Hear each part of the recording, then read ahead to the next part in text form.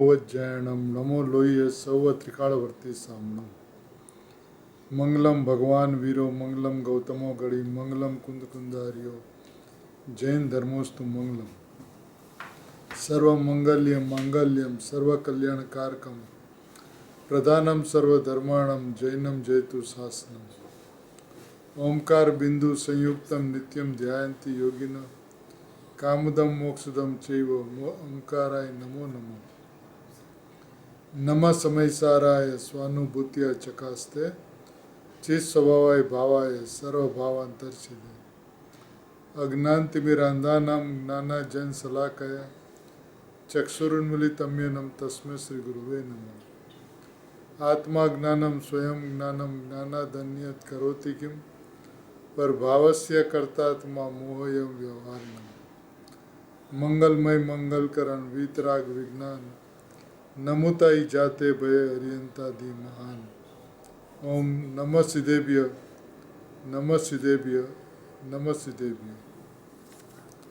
महावीर परमात्मा के शासन में कुंदकुन आचार्य भगवान की आमनाई में अमृतचंद्र आचार्य भगवान की परंपरा में परम कृपाणु पूज्य गुरुदेव श्री के मिलने पर भरत क्षेत्र के अंदर में जो सुधात्मा का जय घोष हुआ वह इस युग के अंदर में एक आश्चर्यकारी अनकल्पनीय घटना है। पंचम काल के अंदर में जहाँ महावीर भगवान के मोक्ष में जाने के पश्चात 500 वर्ष के अंदर अंदर ही एक अंग से कम का ज्ञान रह गया हो तो 2500 वर्ष पश्चात तो क्या परिस्थिति हो सकती है अपन सोच सकते हैं। और सही में वैसी ही परिस्थिति थी जब पूज्य गुरुदेव श्री का उदय हुआ सूर्योदय हुआ सुधात्मा का उदय हुआ सुधात्मा की वस्तु व्यवस्था का प्रतिपादन हुआ सभी जीव को भगवान की नज़र से देखा गया। सबको ये बात बताई गई कि आप अंतरंग से स्वभाव से अनादि अनंत परमात्मा हो, जबकि अनादि काल से अपनी दौड़ लगी हुई थी भगवान बनने के लिए। तो पूज्य गुरुदेव श्री ने कहा कि आप बना बनाया भगवान हो, भगवान आपको बनना नहीं है, बनाया हुआ भगवान आपको खाली स्वीकार करना है। अनादि काल से जीव सभी दुखी है, स्वर्ग के देव भी दुखी, अब्जोपति धनाढ़ी व्यक्तियों भी दुखी, तिरियंच और नारकी तो दुखी है ही है। तो मैंने सब कोई सुख की तलाश में है, लेकिन सुख का उपाय खोजते हैं, जबकि सुख का उपाय यह है कि मैं सुखमय हूँ।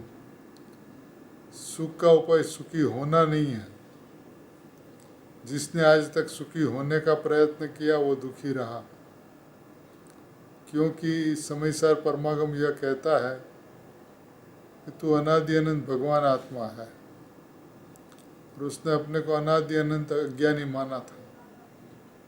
अनादि से अज्ञानी हूँ और अभी हमें ज्ञानी होना है। तो गुरुदेव ने समयसार को प्राप्त करके बात बताई कि सब कोई भगवान है, होना नहीं है किसी को। और जिसकी दृष्टि भगवान है ऐसी व्यवस्था के ऊपर पड़ती है, वैसा विश्वास करता है कि मैं भगवान हूँ, और भगवान हूँ ऐसा विश्वास किया तो अनुभूति हो गई। अब इससे सरल मार्ग और क्या हो सकता है? मोक्ष मार्ग, अत्यंत अत्यंत अत्यंत सरल मोक्ष मार्ग अनादिकाल से कठिन हो पड़ा है। उसका कारण यदि देखा जाए तो एकमात्र स्वभाव की महिमा नहीं है, स्वभाव की रुचि नहीं है, और पर्याय के ऊपर दृष्टि है। जबकि पर्याय मेरी वस्तु ही नहीं है, त्रिकाल शुद्धात्मा ही मेरी वस्तु है, ऐसा ज्ञान श्रद्धा जहाँ हुआ, दृष्टि भगवान आत्मा के ऊपर चली गई। तो कार्य बहुत सरल था, सुखी होना नहीं है, सुखमय हूँ। मोक्ष प्राप्त करना नहीं है, मोक्ष स्वरूप ही हूँ। अज्ञान का नाश नहीं करना है, ज्ञानमय हूँ। श्रद्धा प्रकट नहीं करनी है, श्रद्धेय हूँ। ये व्यवस्था ही कुछ अलग है, न्यारी है। ये व्यवस्था जिसको समझ में आती है उसको अनुभूति हो जाती है। तो अनुभूति का मार्ग अत्यंत सरल है प्रभु, कठिन नहीं हो सकता। आप स्वभाव को स्वभाव से देखो तो स्वभाव की अनुभूति हो जाती है। स्वभाव की अनुभूति के लिए प्रयत्न नहीं करना पड़ता। आज तक हमने अनुभूति के लिए प्रयत्न किया, उसलिए अनुभूति दूर रही। अनुभूति स्वरूप भगवान आत्मा हूँ ऐसा विश्वास करता तो अनुभूति हो जाती। ये शताब्दी वर्ष चल रहा है, पूज्य गुरुदेव श्री को समयसार परमागम मिला उनका। इस शताब्दी महोत्सव पे अपन निश्चय समयसार को समझे, और निश्चय समयसार यह है कि मैं परिपूर्ण परमात्मा हूँ। शुद्धात्मा को निश्चय परमात्मा कहते हैं, शुद्धात्मा को निश्चय नहीं का विषय कहते हैं, शुद्धात्मा को पारमार्थिक नहीं का विषय कहते हैं। और यह मैं हूँ ऐसी दृष्टि करने से अखंड अभेद एक वस्तु लक्ष्य में आती है। यह वस्तु अनंत गुणमय है। अब अनंत गुणमय होने के बावजूद भी अपन ज्ञान से ज्ञायक को देखना चाहते हैं तो ज्ञायक नहीं दिखता, क्योंकि जो अनंत गुणमय है वो अनंत गुणमय एक वस्तु है। गुणमय का मतलब होता है एक वस्तु, और अपन उसको अनंतता से देखते हैं कि अनंत गुण है, अनंत वैभव है। ज्ञान से ज्ञायक को पकड़ना है, दर्शन से ज्ञायक को श्रद्धा में लेना है, चरित्र में आत्मा को स्थिरता करनी, ऐसा कुछ नहीं है। क्योंकि जो अभेद वस्तु है ना, अभेद वस्तु, अभेद का जो भेद है ना वो अजीव है, वो जीव नहीं है। यदि अभेद का भेद अजीव हो तो जो पुद्गल का भेद है, रागादि भाव, पंचमावृत आदि के परिणाम, ये पुद्गल के भेद है, जीव के भेद नहीं है प्रभु, ये जीव के परिणाम नहीं है। पुद्गल के परिणाम, पुद्गल के भेद, पुद्गलमय व्यवस्था है। तो समझना होगा अपन को वस्तु को कहाँ से देखें। अभी वस्तु को समझना यह होगा कि वस्तु निरपेक्ष है। द्रव्य स्वभाव से निरपेक्ष है, पर्याय स्वभाव से निरपेक्ष है। द्रव्य त्रिकाल एक रूप है, पर्याय त्रिकाल परिणमती है। अब परिणमती पर्याय को किसी का आधार नहीं है। इतनी स्वाधीन सत है, इतनी सुनियोजित है, इतनी क्रमबद्ध है कि उसको किसी की आवश्यकता नहीं है। तो अपन जब वस्तु समझ में नहीं आती है तो आचार्य भगवान करुणा करके, गुरुदेव करुणा करके अपेक्षा से वस्तु को बताते हैं। जैसे कोई व्यक्ति का परिचय करवाना हो तो कि ये इनकी माता है, ये इनकी मौसी है, ये इनकी मामी है, तो ये अपेक्षा से उनका परिचय है। लेकिन वास्तविक परिचय तो मनुष्य है, वही उसका परिचय है। अपेक्षा एक तरफ से होती है, एक नई धर्म को बतलाती है। एक नई से वस्तु को देखने से वस्तु खंड खंड हो जाती है, जबकि वस्तु अखंड है। अब खंड से अखंड कैसे पकड़ में आवे? अनंत धर्मोमय भगवान आत्मा एक धर्म से कैसे पकड़ में आवे? ज्ञान से ज्ञायक कैसे पकड़ में आवे? व्यवहार के उपदेश बहुत है, जिस उपदेश के अंदर में यह कहा गया कि ज्ञान में ज्ञायक को पकड़ो, लेकिन ज्ञायक को ज्ञायक में ही पकड़ा जा सकता है, ज्ञान में नहीं पकड़ा जा सकता। अभेद ज्ञायक अभेदता से ही पकड़ में आता है, अभेद होकर ही अभेद को पकड़ा जा सकता है। अखंड वस्तु को खंड से कैसे पकड़ा जाए? क्योंकि अभेद का भेद यानी ज्ञायक का भेद ज्ञान, ये अजीब है। प्रभु बात आखिरी लगे, कठिन लगे तो सुनना फिर भी, क्योंकि सुने बिना उद्धार नहीं है किसी का भी। अनादिकाल में एक ही मार्ग है निकलने का, कि मैं शुद्धात्मा हूँ, इस दृष्टि से तू निकल पाएगा और कोई दृष्टि से तू निकल नहीं पाएगा। मैं शुद्धात्मा हूँ मैंने अभेद एक वस्तु, और अभेद एक वस्तु को देखने के लिए अभेद दृष्टि चाहिए। भेद में अभेद कैसे पकड़ा जाए, खंड में अखंड कैसे पकड़ा जाए। श्रद्धा और ज्ञान में एकांत को देखो प्रभु, श्रद्धा में एकांत और ज्ञान में अनेकांत, ऐसा मत देखो। यही बात समयसार कलश 270 में प्रवचन रत्नाकर भाग 11 में पूज्य गुरुदेव श्री फरमाते हैं। पूज्य गुरुदेव श्री ने जो उपकार किया है, इस उपकार की व्यवस्था यह है कि आप अपने स्वभाव को स्वभाव से पहचानो। अपेक्षा से वस्तु बतलाई जाती है, उस अपेक्षा से समझने के लिए वो अपेक्षा सही है, लेकिन स्वभाव से देखा जाए तो निरपेक्षता से ही समझ में आता है। अपेक्षा समझकर वस्तु की महिमा आ सकती है। ज्ञान में ज्ञायक जानने में आता है, ज्ञान में ज्ञायक अनुभव में आ रहा है, इससे वस्तु की महिमा आ सकती है, लेकिन वस्तु पकड़ में नहीं आ सकती। हमने प्रयत्न जो आज तक किए वो भेद में अभेद को पकड़ने के लिए किया, खंड से अखंड को देखने का प्रयत्न किया, लेकिन खंड की दृष्टि से तो अखंड नाश हो जाता है। वस्तु अखंड हो, जब खंड से देखने जाते हैं तो खंड से और दृष्टि के अंदर में नाश हो जाता है, आत्मा ही नहीं रहता। क्योंकि आत्मा है अखंड वस्तु, तो अखंड भाव से रहता है। यदि अखंड भाव को अपन खंड भाव से पकड़ना चाहे तो वस्तु नाश हो जाती है। एक बात। दूसरी बात, नयातीत वस्तु है, अब नई से कैसे पकड़ में आवे। शुद्ध नहीं वस्तु को शुद्ध बतलाता है, व्यवहार नहीं अशुद्ध बतलाता है, या व्यवहार नहीं सम्यक दर्शन सम्यक ज्ञान सम्यक चरित्र भेद को बतलाता है। अब भेद से अभेद पकड़ में नहीं आ सकता, ज्ञान से ज्ञायक पकड़ में नहीं आ सकता। प्रभु ये बात आपको बार बार सुननी होगी, पक्की करनी होगी, निश्चय करना होगा। द्रव्य कर्म, नो कर्म, भाव कर्म से रहित भगवान आत्मा तो आपने स्वीकृत किया है, लेकिन परिणाम से रहित भगवान आत्मा, विकल्प निर्विकल्प से रहित भगवान आत्मा, मिथ्यात्व सम्यक्त्व से रहित भगवान आत्मा, समल विमल से रहित भगवान आत्मा, रहित भगवान आत्मा, ऐसी निर्मल वस्तु मैं हूँ, ऐसा अनादि अनंत स्वभाव है, उसको नहीं देखा। अपन को ऐसा लगता है कि श्रद्धा के अंदर में एकांत होता है और ज्ञान के अंदर में अनेकता होती है। जब समझाया जाता तब ज्ञान सुपर प्रकाशक होने से इसकी अनेकता की बात होती है कि ज्ञान का स्वरूप अनेक है, ज्ञान का विषय अनेक है, ऐसा बतलाया जाता है। लेकिन वास्तविकता देखा जाए तो ज्ञान का विषय भी एक ही है, क्योंकि ज्ञान का स्वभाव अभेद ग्राह्य है। भेद को ग्रहण करना वो ज्ञान का स्वभाव ही नहीं है।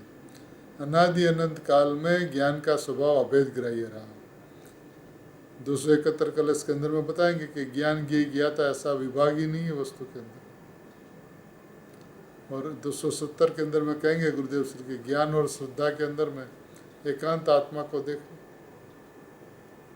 तो अपन यदि वस्तु को वस्तु के स्वभाव से नहीं देखेंगे, वहीं से उसको नहीं समझेंगे, तो उसके अंदर की महिमा और रुचि और एकत्व नहीं होगा। क्योंकि निश्चय तो यह करना होगा कि वस्तु परिपूर्ण परमात्मा है, एक ही निश्चय करना होगा। और निश्चय करने से रुचि भी होगी, एकत्व भी होगा, महिमा भी आएगी और अनुभूति भी होगी। लेकिन जब तक परिणाम के ऊपर में दृष्टि रहेगी तब तक ऐसा लगेगा कि अशुद्धता है, अशुद्धता को टालनी और शुद्धता को प्रकट करना।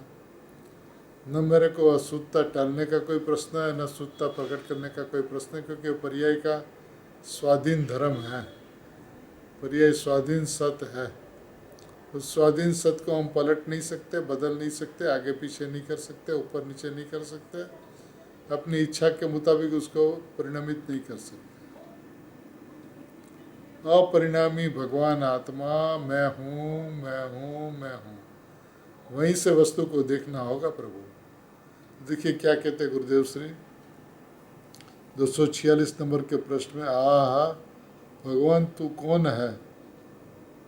देखिए गुरुदेव श्री शुरुआत करते हैं, दुख से बचने के लिए सुखी होने का उपाय क्या है।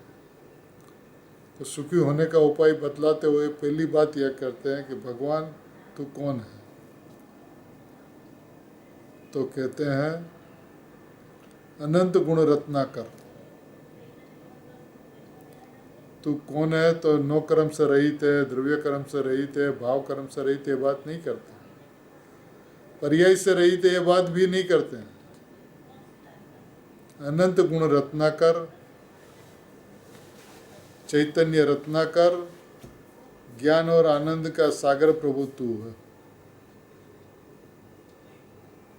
प्रभु अपन गुरुदेव को समझ ही नहीं पाया, क्योंकि अपने वस्तु की व्यवस्था को तो बहुत सुनी, इनसे रहित, इनसे रहित, इनसे रहित, इनसे सहित, इनसे रहित, इनसे सहित। लेकिन प्रभु भगवान आत्मा अपने में अपने स्वभाव से परिपूर्ण है, चैतन्य गुण रत्नाकर है, अनंत गुण रत्नाकर, चैतन्य रत्नाकर, ज्ञान सागर, ज्ञान और आनंद का सागर प्रभु तू है। कि यहाँ से तो गुरुदेव श्री इस कलश की शुरुआत करते हैं। ज्ञान और आनंद का सागर प्रभु तू है। अनंत गुण रत्नाकर, चैतन्य रत्नाकर। रत्नाकर का मतलब होता है एक पर्वत और पर्वत, पूरा रत्न का पहाड़ से भगवान आत्मा अनंत गुण रत्नाकर है। जो अनंत गुण रत्नाकर भगवान जो है वो मैं हूँ, इसको तू समझ ले प्रभु। गुणमय भगवान आत्मा है। जो गुणमय भगवान आत्मा है वो गुणमय है। बात 47 शक्ति की हो सकती है, बात अनेक शक्तियों की, अनेरी शक्तियों की हो सकती है, लेकिन ये भगवान आत्मा अनंत गुणों का समुदायमय है। समुदाय ऐसा नहीं, समुदायमय है।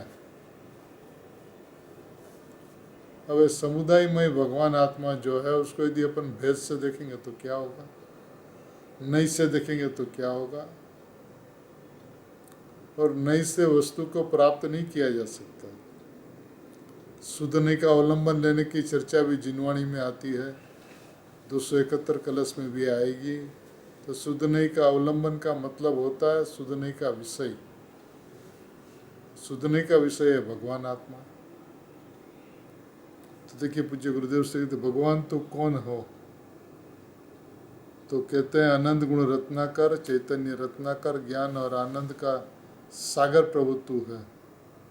तू ऐसा है, ऐसा हाथों पाड़। तूने आज तक कभी हाई नहीं पाड़ी कि मैं कैसा हूं। मैं अनंत गुण रत्नाकर, मैं पर्याय से रही तो ये चर्चा ही नहीं है प्रभु।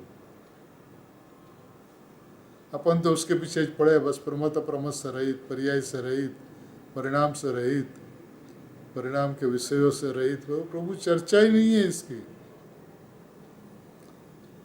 देखिए रहित की बात तो एक बार पक्की करने की होती है, लेकिन जो मैं हूँ उसकी बात बारंबार पक्की करनी होगी, क्योंकि उसके बिना निश्चय नहीं होगा, मक्कमता नहीं होगी, अचलता नहीं होगी, निश्चलता नहीं होगी, अभेद के ऊपर दृष्टि नहीं जाएगी।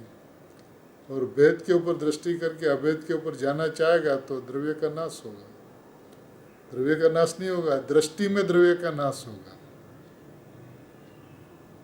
प्रभु एक बार सुन ले प्रभु, ऐसा विषय तूने सुना नहीं प्रभु। गुरुदेव को बहुत सुना लेकिन गुरुदेव की नहीं सुना। क्या कहा, गुरुदेव को बहुत सुना लेकिन गुरुदेव की एक भी नहीं सुनी। गुरुदेव तो यह कहता है कि तू भगवान है, यदि ये सुना होता तो सुनी कहलाती, लेकिन तू तो प्रपंच में पड़ा, मैं ये नहीं हूँ, ये नहीं हूँ, ये नहीं हूँ, इसका अभाव करना, इसको प्राप्त करना।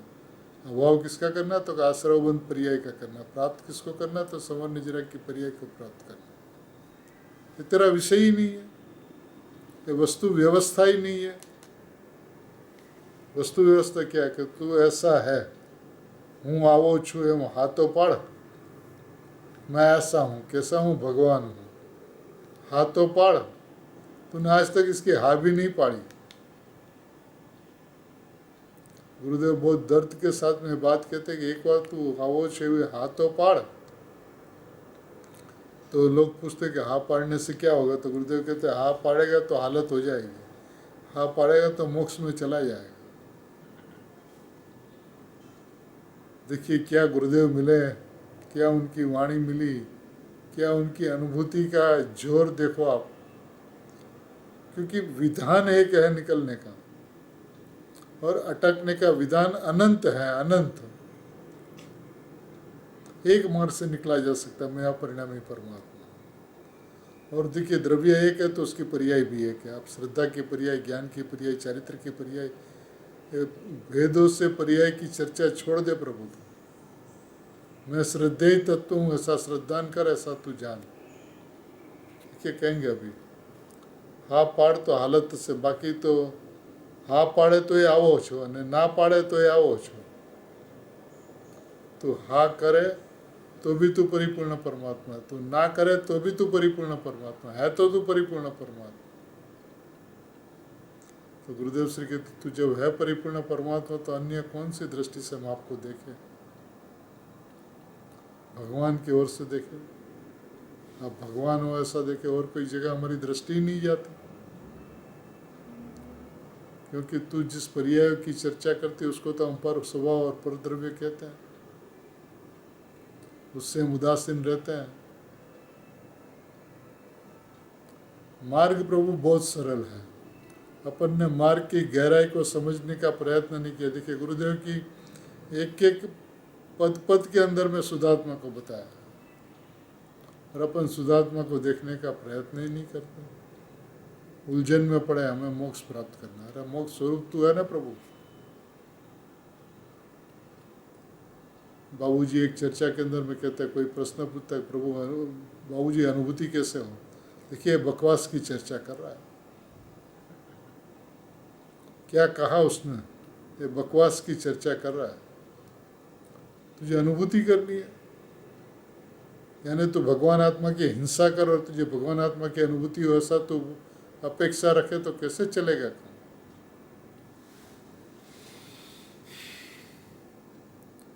तेरी वस्तु जो निरपेक्ष है उसके ऊपर तेरी दृष्टि ही नहीं जाती, और निरपेक्ष वस्तु के ऊपर दृष्टि नहीं जाएगी तो मैं परमात्मा हूँ ऐसा विश्वास नहीं होगा। विश्वास नहीं होगा तो आगे नहीं बढ़ेगा। एक अखंड अभेद वस्तु है, बात को आपको समझ के चलना है। बाकी जितनी अपेक्षा से एक के सामने अनेकता की, अभेद के सामने भेद की, अखंड के सामने खंड की जितनी भी चर्चा है, सब व्यवहार नहीं का विषय है, सब झूठा है। व्यवहार समझाने के लिए है, समझने के लिए नहीं है। ज्ञान में ज्ञायक को पकड़ो तो माना विकल्प में ज्ञायक नहीं पकड़ा जाएगा, उसलिए ऐसा कहा गया कि ज्ञान के अंदर में ज्ञायक को पकड़ो। क्योंकि तू विकल्प का चिंतन के माध्यम से, मनन के माध्यम से, घोलन के माध्यम से तू आत्मा को पकड़ना चाहता है, उससे नहीं पकड़ा जाएगा। उसलिए कहता है ज्ञान में ज्ञायक को पकड़ो। अतीन्द्रिय ज्ञान के अंदर में ज्ञायक पकड़ में आया, ऐसी चीज़ है। लेकिन ज्ञान को ज्ञायक से अभेद करके मैं अभेद वस्तु में उस तरह से पकड़ा जाता है, ज्ञान से नहीं पकड़ा जाता है। ज्ञान ज्ञायक है ऐसा जानकर, मैं ज्ञायक हूँ ऐसा मानकर उसको पकड़ा जा सकता है। सीधा विधान है, मान ले प्रभु इस बात को। देखिए क्या कहते गुरुदेव श्री,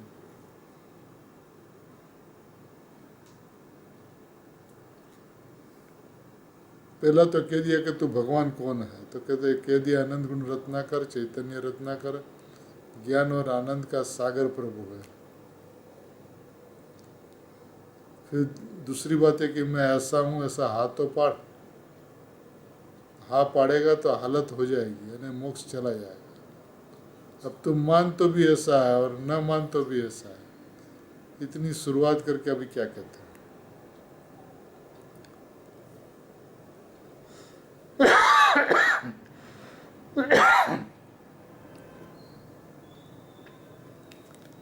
ऐसा आत्मा को कहते हैं नयों की दृष्टि से खंड खंड करने में आने से तत्काल नाश पाता है। क्या कहते हैं? ऐसा जो आत्मा जो है, कैसा आत्मा?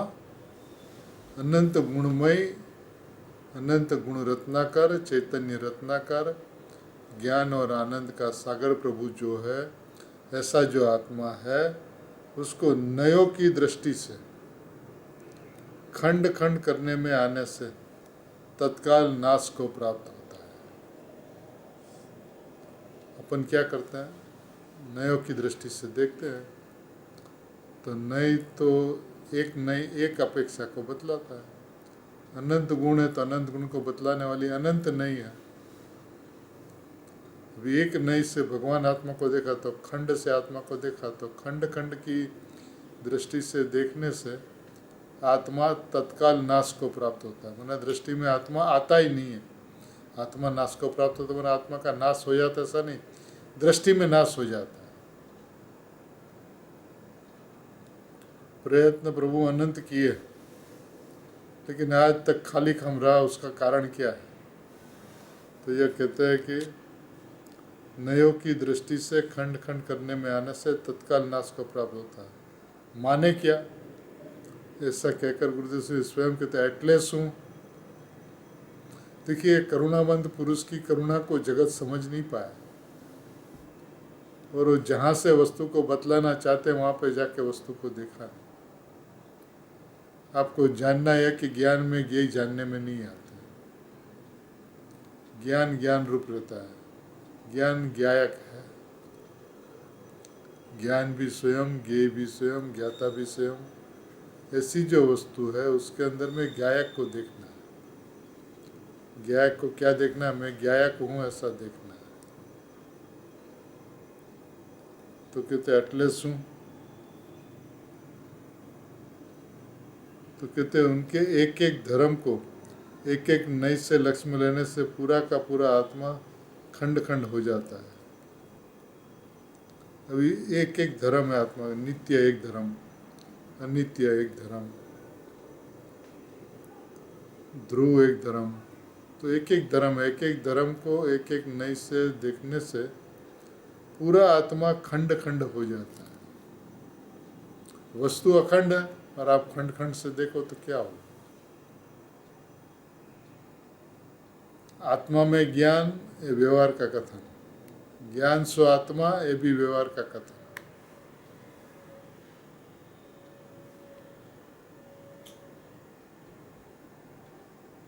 ज्ञान स्व आत्मा, इतना भेद, ये भी व्यवहार का कथन। मैं आत्मा है, निश्चय का कथन। कौन सी बात कहाँ से कहकर कहाँ पे ले जाना चाहते हैं वो देखना होगा अपन को। गुरुदेव श्री कहाँ पे ले जाना चाहते हैं? बस मैं ज्ञायक हूँ, फिर भेदों की चर्चा ही नहीं। आपने आत्मा में ज्ञान, आत्मा में दर्शन, आत्मा में चारित्र, ऐसा कुछ है ही नहीं। मैंने ऐसा कुछ है ही नहीं, मैंने ऐसे गुणभेद नहीं है वस्तु के अंदर। फिर अपन भेद से अभेद को पकड़ना चाहे तो भेद में अभेद पकड़ में ही नहीं आता।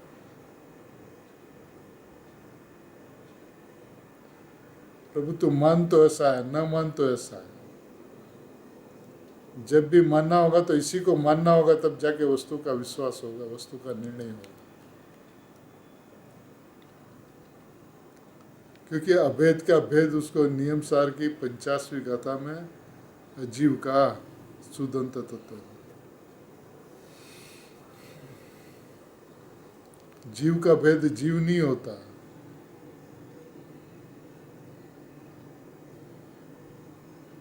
क्योंकि जीव अभेद है। और उसका भेद जीव कैसे हो? वहाँ पे वो जीव, भेद में जीव रहता ही नहीं है, तो उसके भेद को अजीव का। लोगों को ऐसा लगता है कि जो विकल्प है, चिंतन है, मनन है, गोलन है, वो जीव का भेद है। तो वो भेद ही नहीं है, वो पुद्गल के भेद है।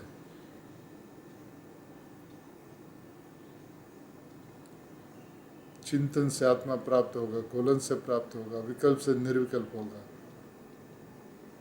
प्रभु पागलपन की कोई सीमा नहीं रही है आज तक। लक्ष्य किया वस्तु का, लेकिन प्रयत्न रहा, अभिप्राय रहा वस्तु की दृष्टि करने का। क्यों आत्मा जवाब दे आपको, बताइए आप।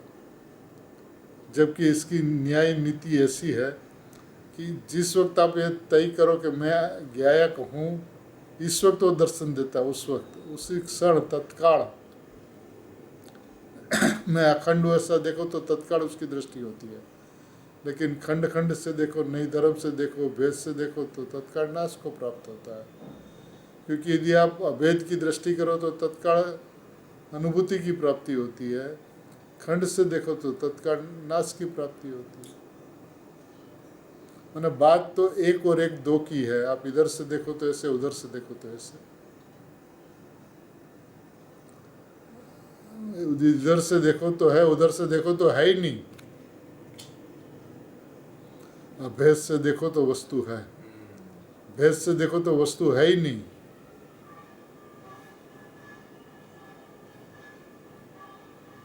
अब जीव को ऐसा लगता है ज्ञान प्रिय तो प्रकट है, जानने की क्रिया तो प्रकट है।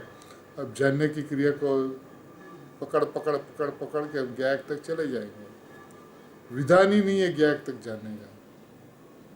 ये समझाने की बात है कि प्रभु तेरे में राग नहीं होता तो कहा जाता ज्ञान होता है। लेकिन ज्ञायक का जोर आए बिना ज्ञायक की अनुभूति नहीं होती, और ज्ञायक का जोर आवे और पर द्रव्य पर्याय का ज्ञान न हो, ऐसा भी नहीं होता। लेकिन उसकी शर्त यह है कि ध्येय रहता द्रव्य के ऊपर में और ज्ञेय द्रव्य पर्याय स्वरूप आत्मा हो जाता। दृष्टि श्रद्धान एक ज्ञायक के ऊपर में, लक्ष्य एक ज्ञायक के ऊपर में, तो उसी समय द्रव्य पर्याय का ज्ञान हो जाता है। ऐसी वस्तु व्यवस्था है। आपको ये बात समझनी होगी कि अनुभूति का विषय एकांत है। अनुभूति के विषय में स्याद्वाद का अभाव है। अनुभूति का विषय एक है, अनुभूति का विषय अखंड है, अनुभूति का विषय अभेद है। अभी आप भेद से देखोगे तो वस्तु प्राप्त नहीं होगी, खंड से देखोगे तो वस्तु प्राप्त नहीं होगी, नयों की दृष्टि से देखोगे तो खंड खंड को प्राप्त होगे, तो आत्मा का नाश होगा। देखिए क्या कहा,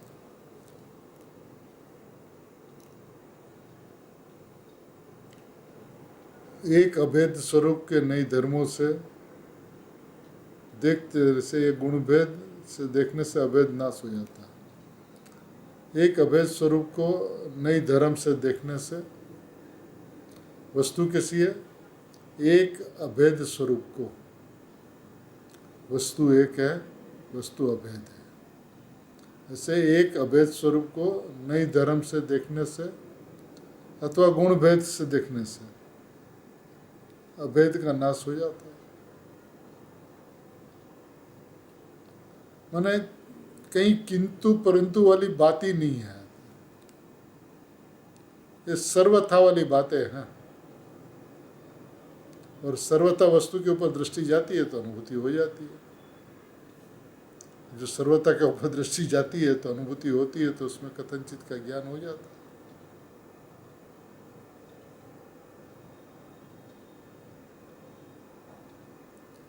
प्रभु आपको ये बात को शांति से समझना होगा।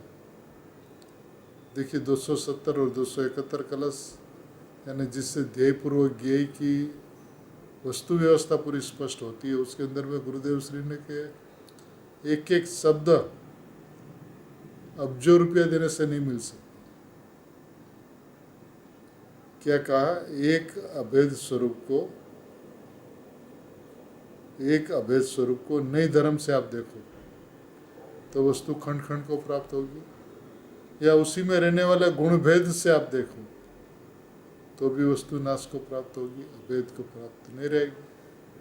देखिए यही कहा ना, एक अभेद स्वरूप को नई धर्म से देखने से या गुण भेद से देखने से अभेद का नाश हो जाता है। अर्थात अभेद दृष्टि में आता नहीं है, अर्थात अभेद दृष्टि में आता नहीं है। लियो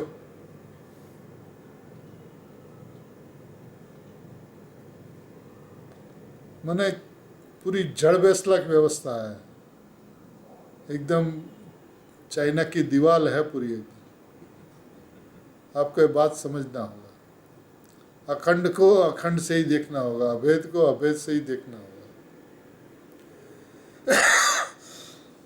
क्योंकि वस्तु एक ही है, वस्तु के अंदर में अनेकता है ही नहीं, वस्तु अभेद है, वस्तु के अंदर में भेद है ही नहीं, गुण भेद नहीं है। इसलिए कहा कि वो एक अभेद वस्तु को नई धर्म से देखने से या उसमें गुण भेद से देखने से वस्तु का नाश होता है, अर्थात दृष्टि में वस्तु का नाश होता है। न दृष्टि द्रव्य के ऊपर पड़ती ही नहीं, खंड से दिखना माने पर्याय के ऊपर दृष्टि रह जाती है। अभिप्राय के अंदर में गुणभेद, गुणभेद माने पर्याय दृष्टि। अपन को लगता है अपन तो गुण से गुणी तक जाने का प्रयत्न करते, लेकिन अपन न गुण को देखते हैं न गुणी को देखते हैं, अपन पर्याय को देखते हैं। कि गुण भेद माने पर्याय दृष्टि। तो अपन ने प्रयत्न तो बहुत किए, लेकिन प्रयत्न आज तक कामयाब नहीं हुआ। उसका कारण ये सब है कि अभेद स्वरूप को अभेद से देखते ही नहीं, नई धर्म से देखते। तो नई धर्म का तो काम ही एक अपेक्षा को बदला, एक न एक अपेक्षा को बदलावे। तो क्या करे, खंड खंड से अखंड को किसे बदलावे? वो खंड खंड को प्राप्त होता है तो वस्तु का नाश होता है दृष्टि में। अब जहाँ ऐसा है वहाँ व्रत तप भक्ति पूजा इत्यादि से शुभ रख से धर्म हुए तो कहाँ का कहाँ रहा प्रभु।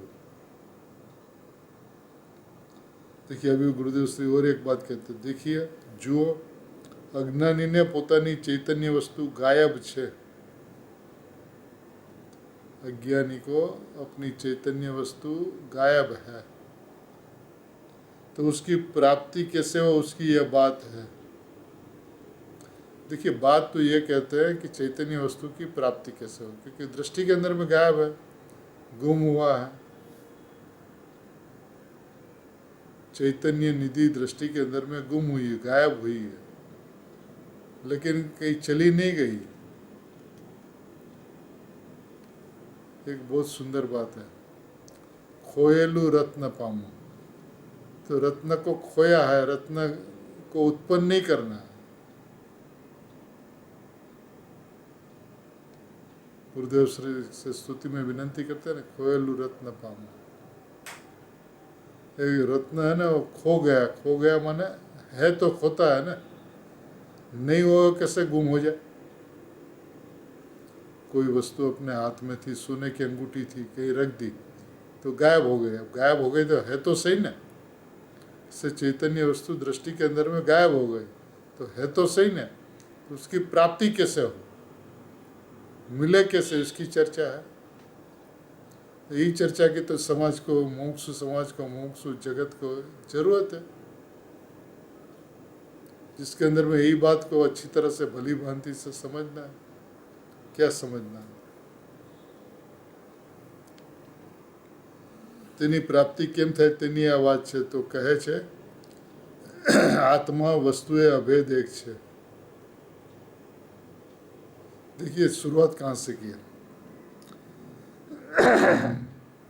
आत्मा वस्तुए अभेद एक है।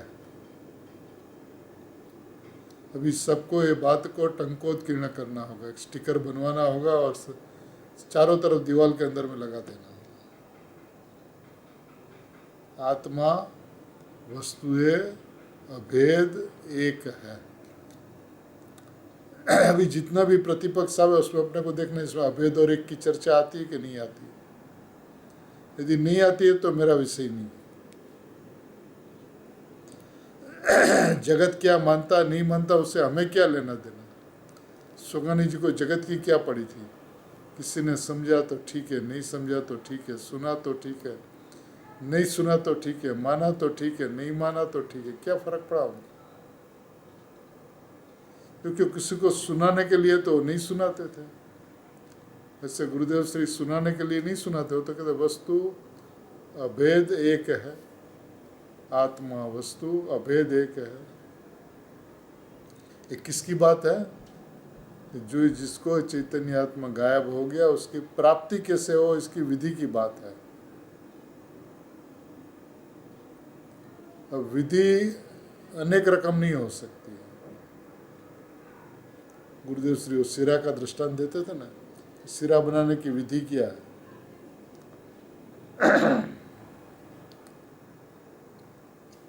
तो गुरुदेव श्री कहते थे चतुर्थ काल में सिरा बनाने की विधि कुछ और पंचम काल में विधि कुछ, ऐसा नहीं होता। ऐसे आत्मा की प्राप्ति की विधि क्या है?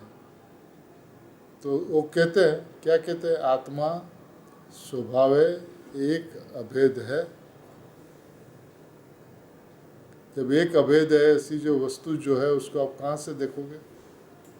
तो कहते हैं देखिए, वस्तु आत्मा वस्तु है, अभेद एक है, उसमें अनंत गुण है, परंतु अनंत गुण में वस्तु अभेद एक है।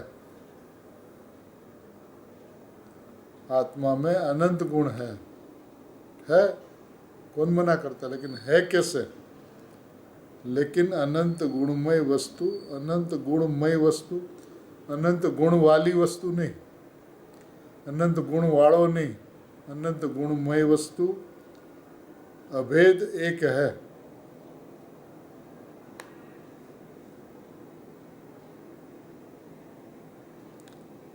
क्या समझना है प्रभु? आत्मा में अनंत गुण है, उसका अनादर नहीं किया, अनंत गुण है उसकी मना नहीं है, लेकिन है कैसे? तो कि अनंत गुणमय वस्तु अभेद एक है। सुनो प्रभु, ये बात माननी होगी, समझनी होगी, दृष्टि के अंदर में लेनी होगी। कल्पना से बात नहीं चलेगी, भेदों से बात नहीं चलेगी, खंड खंड से बात नहीं चलेगी। एक बात है, बात तो सुरवीरों का मार्ग है।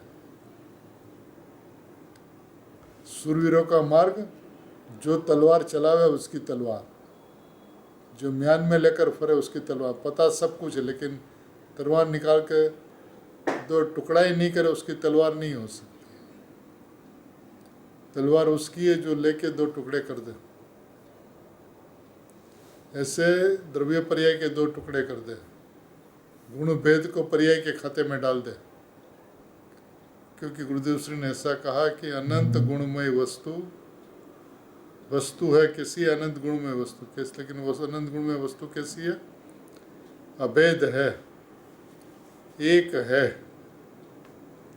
ऐसा आत्मा को एक एक निश्चय देखने से आत्मा वस्तु पूरी की पूरी खंड खंड हो जाती है, अर्थात पूर्ण आत्मा वस्तु दृष्टि में से गुम हो जाती है, गायब हो जाती है, खोवाई जाए।